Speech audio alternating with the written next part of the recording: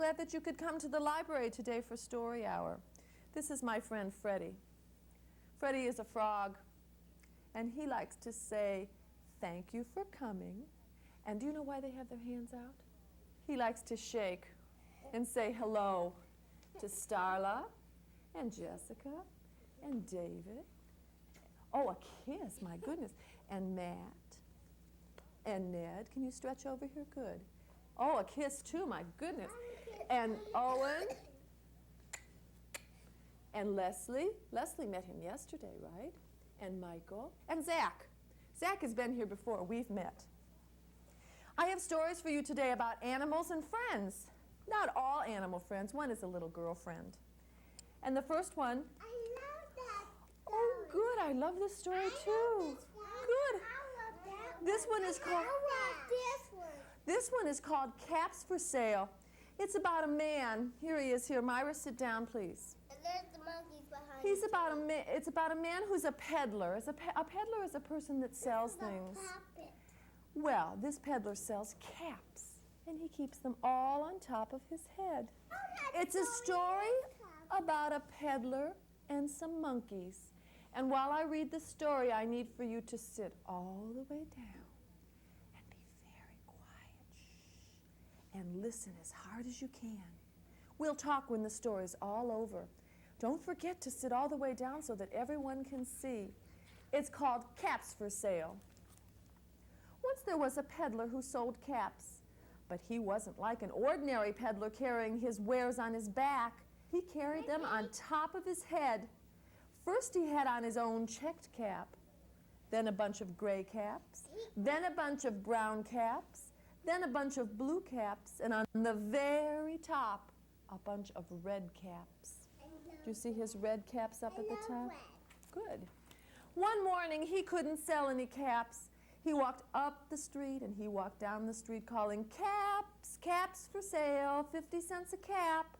But nobody wanted any caps that morning. Nobody wanted even a red cap. He began to feel very hungry, but he had no money for lunch. "I think I'll go for a walk in the country," said he. And he walked out of town slowly, slowly, so as not to upset his caps. He has to hold his head very straight and very still so that those caps don't fall off. He walked for a long time until he came to a great big tree. "That's a nice place for a rest," thought he, and he sat down very slowly under the tree and leaned back little by little against the tree trunk so as not to disturb the caps on his head. Then he put up his hand to feel if they were straight. First his own checked cap, then the gray caps, then the brown caps, then the blue caps, then the red caps on the very top. They were all there. So he went to sleep. Shh, he's sleeping.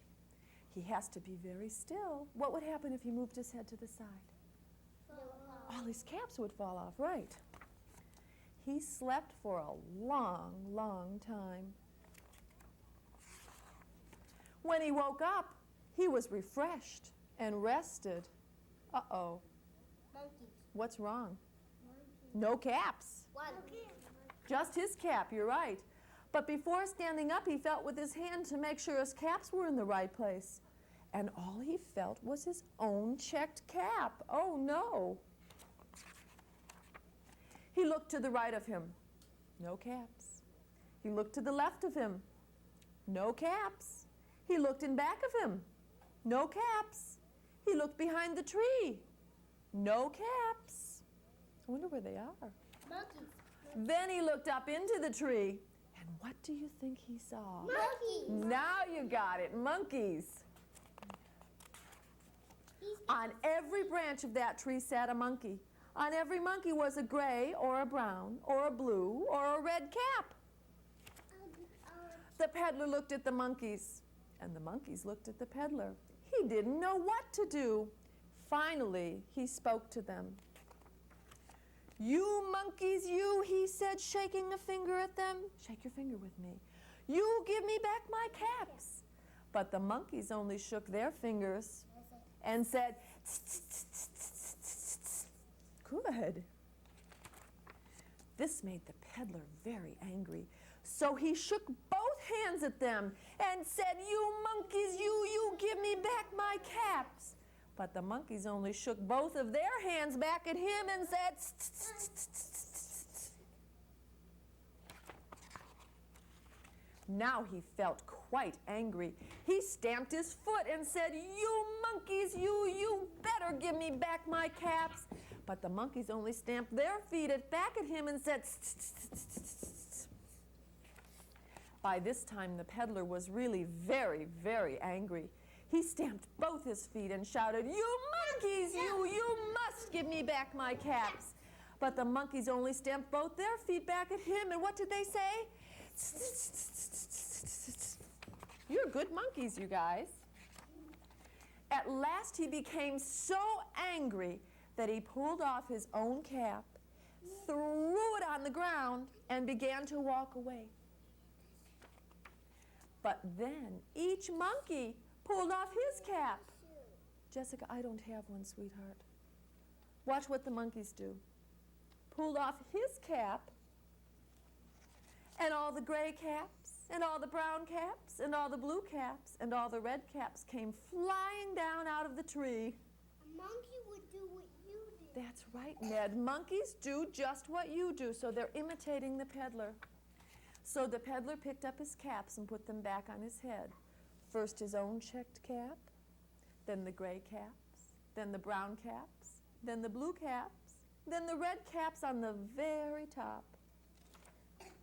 And slowly, slowly he walked back to town calling, "Caps, caps for sale, 50 cents a cap." And he's going to try to sell his caps again, Brian. I wonder if anybody will buy a cap. I'd love to have a cap just like that, wouldn't you? That would be very special. Can you hold your head very still and pretend that you have all those caps on top of your head? Don't move. That's very good. I think it would be hard to walk around with all those caps on your head, don't you? Do you remember open, shut them?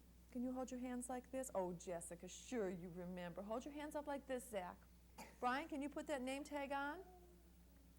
Put it over your head, and then we'll do open, shut them. Here we go. Open, shut them, give a great big clap. Open, shut them, put them in your lap. Roll them, give a great big clap.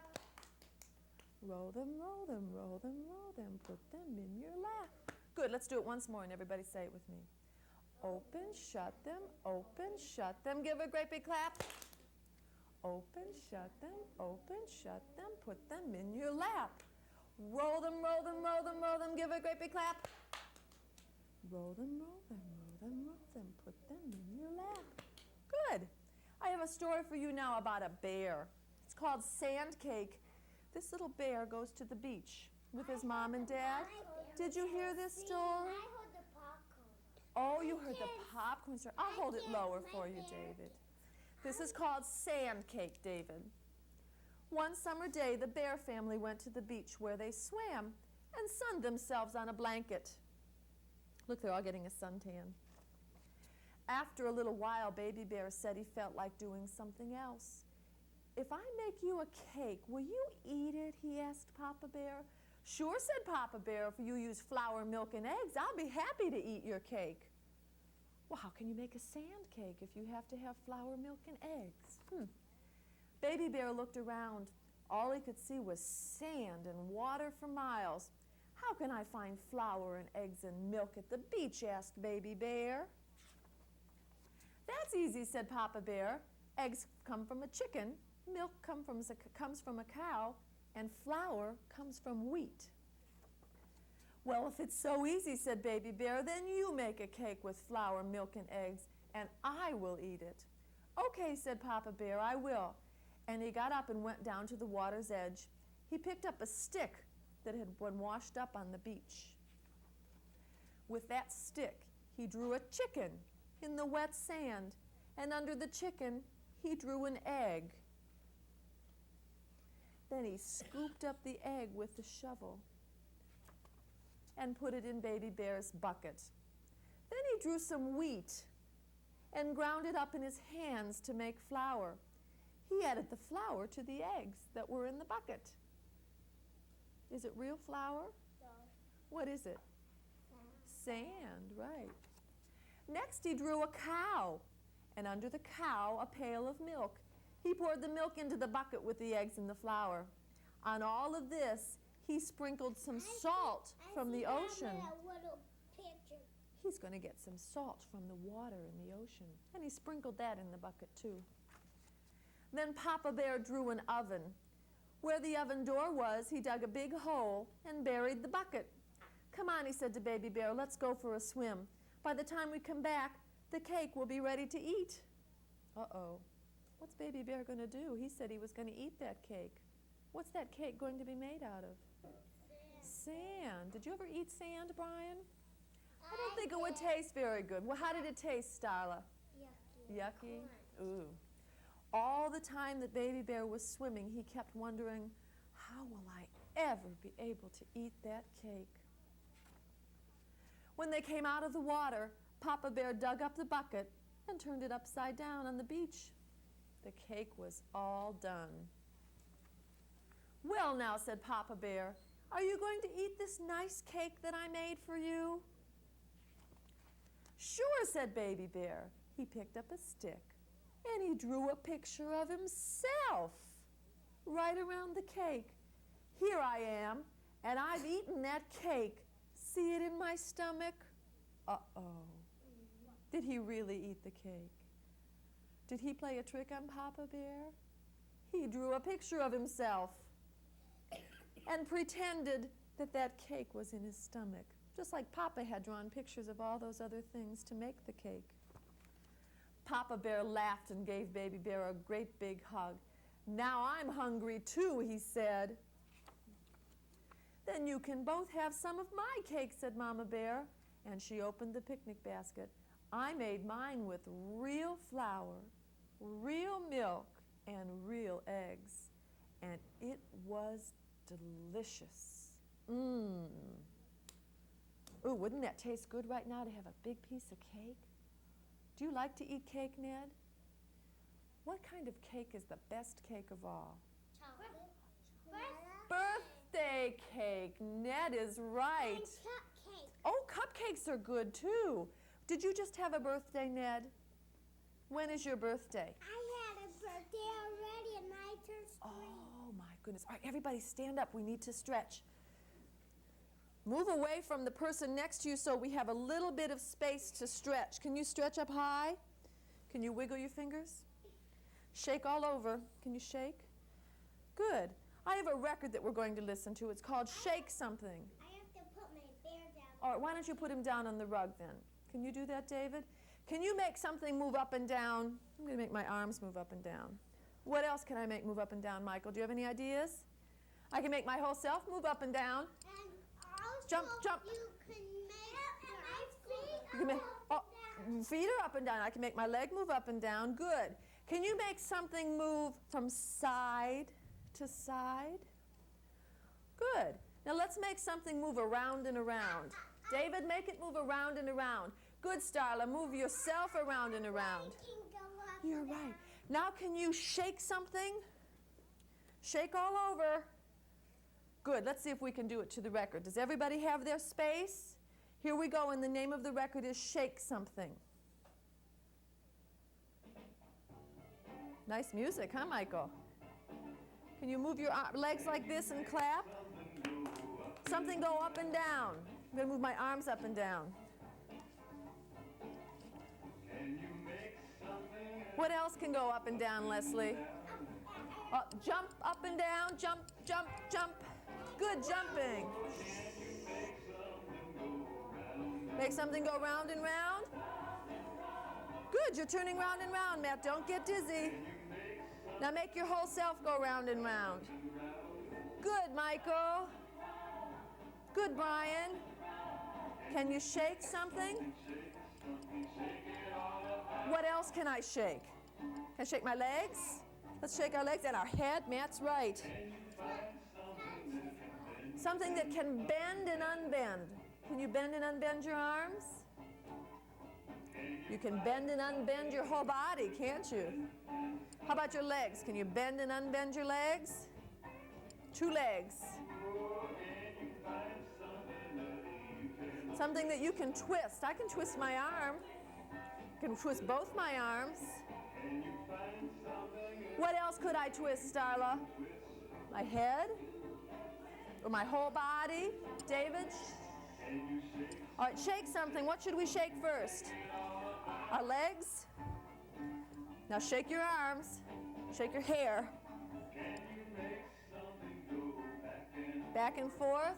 Look at back and forth. Good.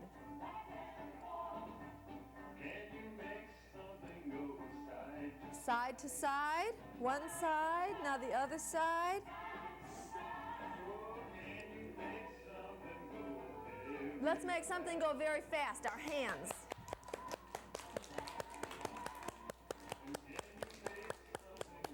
Now make your hands go very slowly. Slowly. Shake something. What should we shake? Hands? Okay, Zach. What else should we shake? Shake your braids, Starla. Can you shake your braids? Shake your legs. Now just shake all over. Let me see you. Shake, shake, shake, shake, shake. Terrific job. Good, Leslie. Everybody sit back down, please. You guys are good dancers. I remember I told you we would do the monkeys jumping on the bed. Can you hold your hand out like this? And we'll make 3 little monkeys jump on the bed. David, are you set? Everybody ready? Here we go. 3 little monkeys jumping on the bed. One fell off and bumped his head.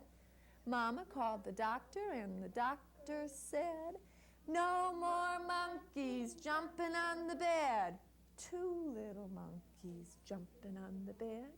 One fell off and bumped his head.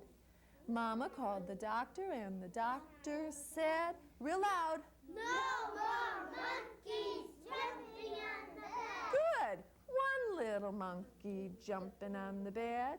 She fell off and bumped her head.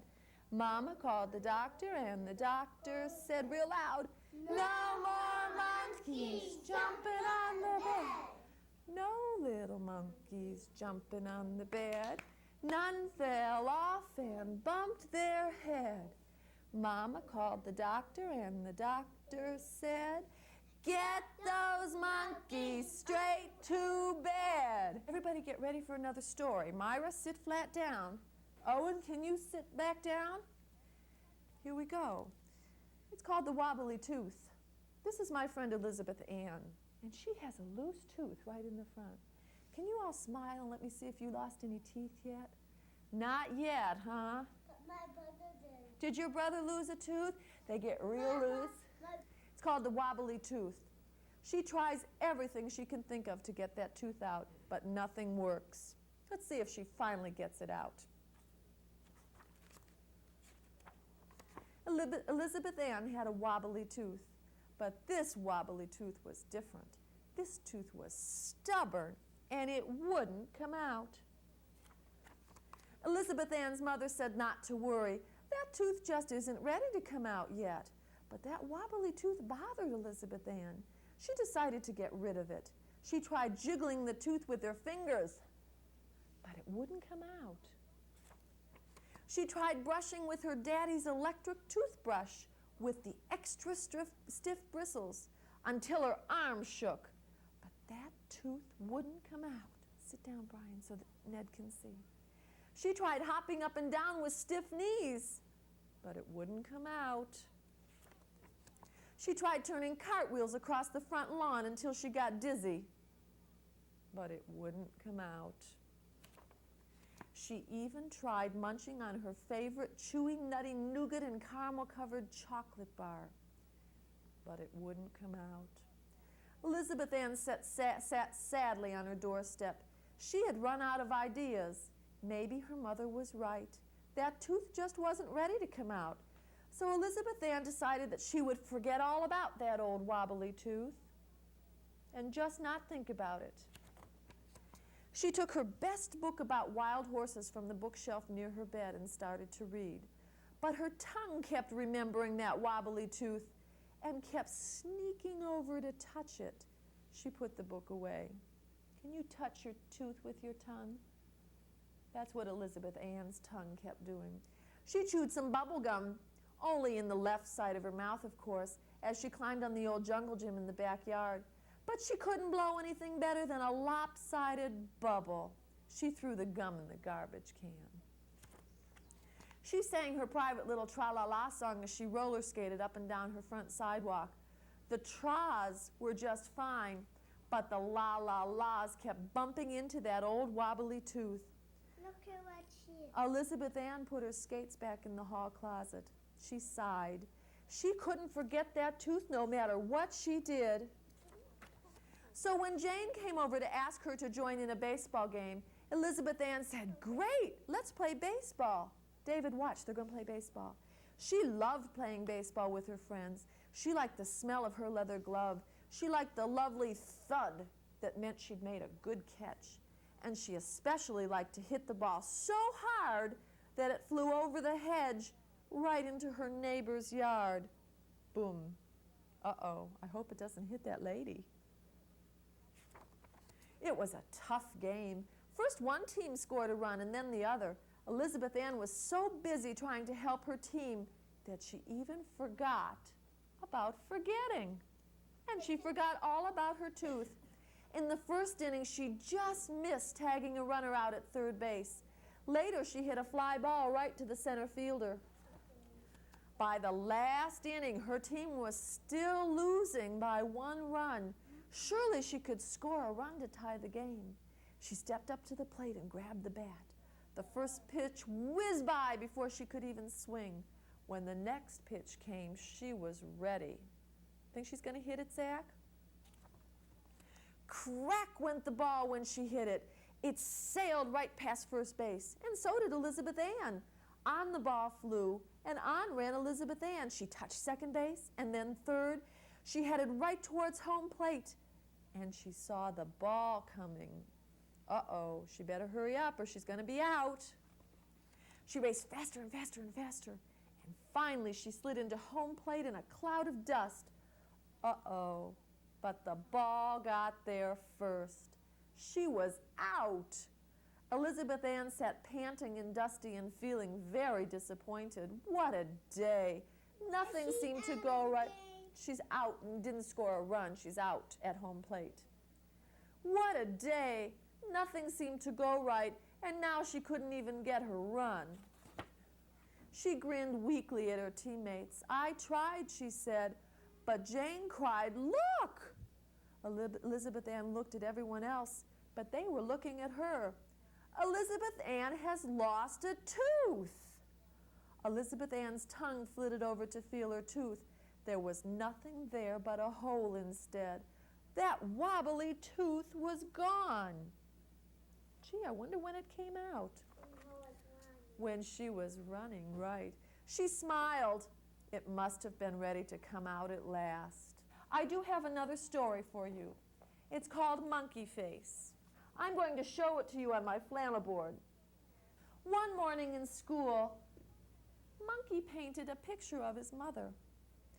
He painted it just the way he thought that she looked. He was very proud of his picture. So when it was time for lunch, he rolled it up real carefully, and he put it in his pocket, and he got ready to go home for lunch. On the way home, he met his friend Owl. He showed Owl the picture of his mother. Owl said, "Nice picture, but her eyes are too small. Could you fix her eyes, please?" So Monkey got out his paintbrush, and he made his mother's eyes a little bit bigger, just like an owl's eyes. "Very nice," said Owl. "That looks much better." Monkey started to walk again, and he met his friend Rabbit. He showed Rabbit the picture that he'd painted. Rabbit said, "Nice picture, Monkey, but her ears are too small." So Monkey took out his paintbrush, and he painted taller ears on his mother. "Much better," said Rabbit. "That's how ears are supposed to look." Monkey kept walking home, and he met his friend Alligator. Alligator said, "Nice picture, but her mouth is so small. She needs a bigger mouth. Monkey took out his paintbrush and he painted, a bigger mouth, just like an alligator's mouth. Much better, said Alligator. Monkey continued walking through the forest, and he met his friend Elephant. He showed Elephant the picture that he'd drawn, and Elephant said, "Oh, Monkey, it's a beautiful, beautiful picture, but her nose is practically invisible. She needs a bigger nose." So Monkey took out his paintbrush and gave her a bigger nose, a little bit like an elephant's trunk. He continued walking home, and he met his friend Lion. Lion said, "Beautiful picture, Monkey, but you forgot her fluffy mane." So Monkey took out his paintbrush, and he gave his mother a fluffy lion's mane. He was almost home, and just before he got to his house, he met his friend Giraffe. Giraffe said, "Monkey, that's a beautiful picture, but her neck is so short. She needs a longer neck." So Monkey took out his paintbrush, and he painted a giraffe's neck on his mom. Well, he was just about in the house, and he opened the door. And he said, "Mommy, look, I painted a picture of you to give to you." And he showed his mother this picture. His mother looked at it, and she said, "Oh, it's beautiful. I like it just the way it is." And do you know what she did with that picture? What? She hung it up on the refrigerator so that everybody could see it. Does that look like a monkey? No. Does it look like you think Monkey's mommy should look? What does it look like? It looks like a combination of animals. Look, with a giraffe's neck and owl's eyes and a mane from a lion. And what kinds of ears does the rabbit ears? And what kind of a mouth did Monkey give his mother? Alligator. An alligator mouth. And how about the nose, Michael? Whose nose is that? Elephants. Is it an elephant's nose? Yes. Isn't that silly? That doesn't look like his mommy at all, does it? But did Mommy like it the way it was? She sure did, because he did it for her, and that made it special. You were very nice listeners today. Freddie the Frog would like to say thank you for coming and have a nice day. He's going to shake hands with everybody who came. Thank you, David and Owen. And Michael, you were such a nice listener today. Matthew, thank you for coming. And Jessica. And Leslie. Did you get a purple name tag today, Leslie? Good girl. And Brian. And Zach. And Starla. And Ned. Thank you for coming. And I'll see you another day. Whoops, let's let Leslie go by. You want a kiss? Okay, bye-bye.